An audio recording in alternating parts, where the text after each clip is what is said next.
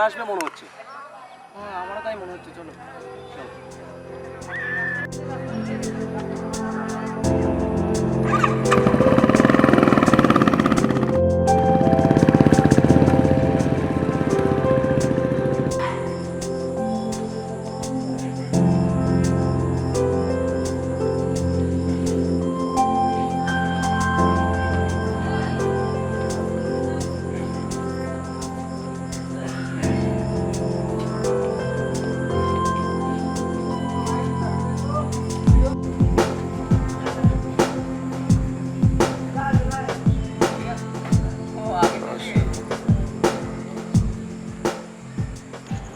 দাদা যাবেন কোথায়?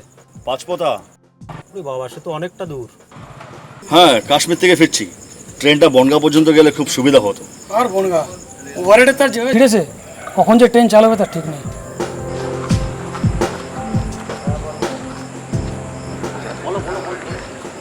আরে কোথায় তুই?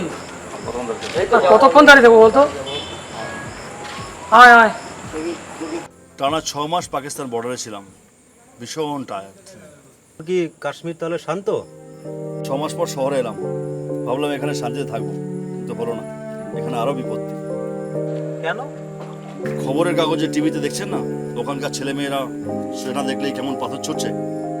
বাবা খুব অসুস্থ, তাই 15 দিনের ছুটি পেয়েছি। যাবেন?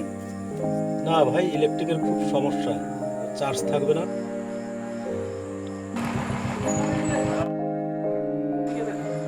এই শ্যামল, যাবি তুই? না না, এখন এত দূর যাবো না।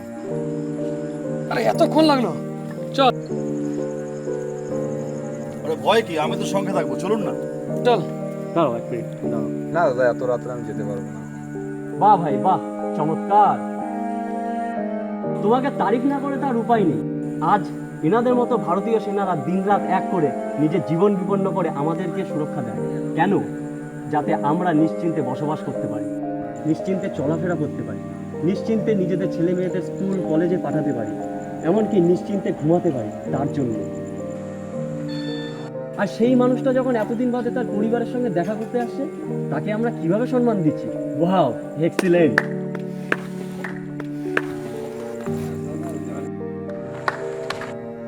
এই রাতে আমি যে নিরাপদে কোনো জঙ্গির গুলি না খেয়ে বাইক চড়ে এখান অব্দি আসতে পেরেছি, তার জন্য আমার কিন্তু কোনো কৃতিত্ব নেই। কৃতিত্ব যদি থেকে থাকে এনাদের মতো ভারতীয় সেনা। রোজ মধ্যরাত পর্যন্ত তুমি যে নিশ্চিন্তে টোটোটা চালাও, সেটা কৃতিত্ব কিন্তু তোমার নয়, এনাদের মতো ভারতীয় সেনার। সরি দাদা, তুমি আমার চোখ খুলে দিয়েছো।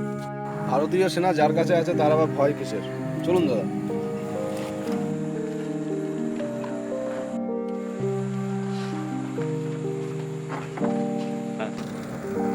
Thank you. জয় হিন্দ। জয় হিন্দ।